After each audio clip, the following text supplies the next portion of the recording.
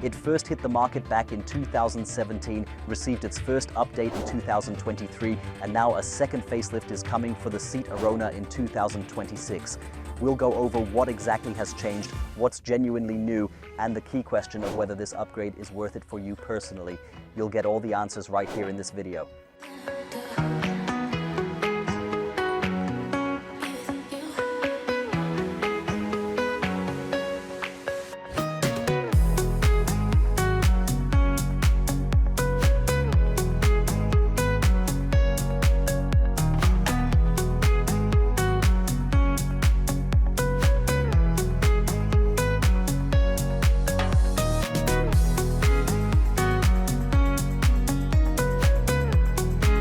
Have gone quiet around SEAT. Yeah, the parent company has really invested all its energy into the Cupra models over the last few years.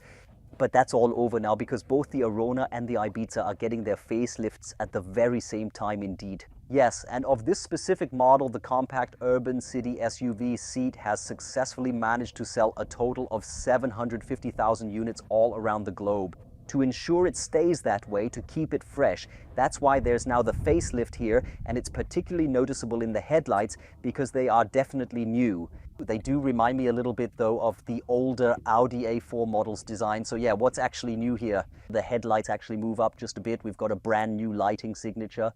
So we're still looking at two different versions of the headlight that are being offered on this car. And here we have the full LED premium headlight with this double daytime running light, but there are also the EQ LED headlights, and those come included in the base model.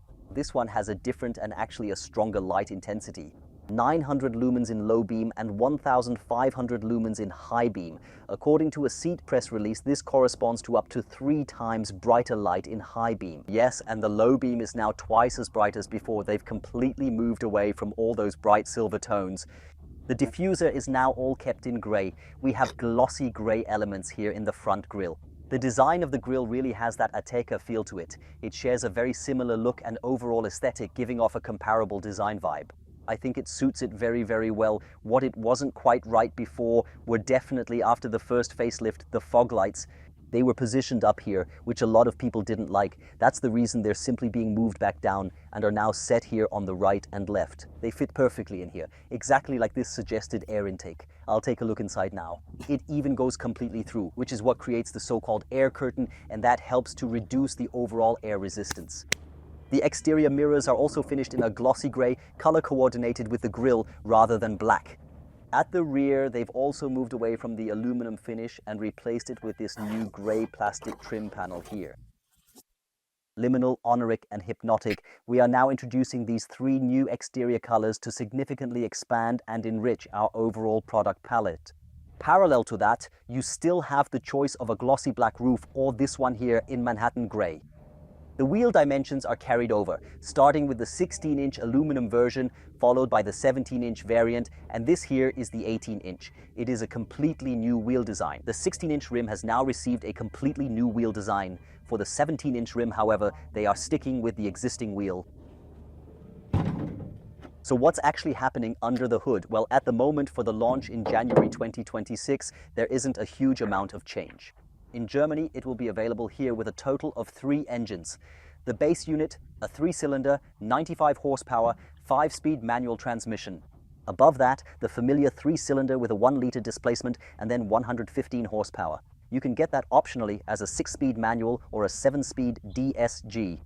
And the top version, the 1.5 TSI, that's a 4-cylinder which is always available with a 7-speed dual-clutch gearbox, and it delivers the familiar 150 horsepower. But what is new and will only arrive in 2027, I personally find that timing to be a bit too late. That's the mild hybrid system. With this mild hybrid, it will then become Euro 7 compliant. So our current plan is to keep this specific model in the SEAT program for both the 2027 and the 2028 model years. LED taillights with a refreshed, updated graphic design. Unfortunately, even for the 2026 model year, we are still making use of a standard bulb for the turn signal function. No earth-shattering changes to the rear view. Yes, the silver Arona lettering has been replaced with a glossy grey version of the badge. The bright silver is being replaced by a dark one. Yes, the chrome tailpipes on our Style-Modell, I don't even know, were those even available back then? They are now always made of plastic, as you can see. Otherwise, why would you want to change something that looks good and works perfectly well? You do get a rear view camera, but what's missing is an electrically powered tailgate. That's the one thing you don't get. What you do get for that is 400 liters of cargo space and of course a folding rear seat. What works well on the exterior can't be bad on the interior, and they've simply carried that exact same philosophy over here directly, one for one. We no longer have chrome accents here. The silver parts have been completely removed. Instead, we've introduced a brand new color for the illuminated air vents. For the customers who decide to go with the FR variant, they're going to get this silver metallic lighting right here, though I'm honestly not quite sure how that's actually supposed to appear. Yes, that one then also comes with this sporty steering wheel here with the grey trim and perforated leather. It feels really good in the hand, but you're basically already familiar with it from the predecessor and other seat models. Just like the digital speedometer here in the top specification, which is 10.25 inches. But in the base model version, you'll always just have a same story with the 8-inch digital speedometer, and it's a similar situation with the head unit as well. CarPlay operates wirelessly, of course. Yeah, what you don't always get is this large display right here. It comes fitted with the familiar 9.2-inch screen size. The base display is 8 inches. Yeah, and this is the better upgrade option. The operation, it's actually largely familiar. It runs really smoothly, and it's still essentially the same familiar operating system we've come to know, so you really shouldn't go expecting any kind of major revolution here. But thanks to that dark trim, the center console also manages to look a bit fresher now. We have the optional 2-zone climate control on board. We of course have a Qi charging pad on board, which now has cooling here. There are small slits built in here so that your phone gets properly cooled down. In the DSG model, you'll find the familiar DSG gear selector, switches and start button. So all of that has essentially stayed the same. It's just been given a slight refresh. Fresh colors, not just for the bodywork, but for the seats as well. And on top of that, they've also gotten a new pattern. It all feels very, very high quality, so they've definitely made some adjustments there. What's really great is that it already comes with our Style-Modell's black headliner. I'm an absolute fan of that. Great job, Seat. Yeah, and what's also included in the FR model is brand new, absolutely fresh on the market. Are a standard feature you'll find in this specific sporty trim level, really adding to that overall dynamic feel and character. It's the rear spoiler that's part of the package now. You get it standard with the FR. It's the exact same component as you find on the Leon, identical to the one fitted on the Bonin, and honestly, it just fits the car's character so well, really finishing off the FR's aggressive styling perfectly. What does this logo remind you of? Just drop your thoughts in the comments for me. The premium sound system installed in this Arona, by the way, comes directly from SEAT. It's got 6 speakers, 300 watts of power, plus a subwoofer in the trunk. They provide the beat here. The upcoming Euro 7 emission standard is also going to have a significant impact on both the Arona and the Ibiza models, but SEAT has proactively planned ahead for this regulatory change with a mild hybrid version now slated for its introduction, though we won't see it arrive until the year 2027. That will then be the E-TSI with the belt-driven starter generator, and this setup will then also be Euro 7 compliant, which will extend the lifespan of the Arona and the Ibiza even further.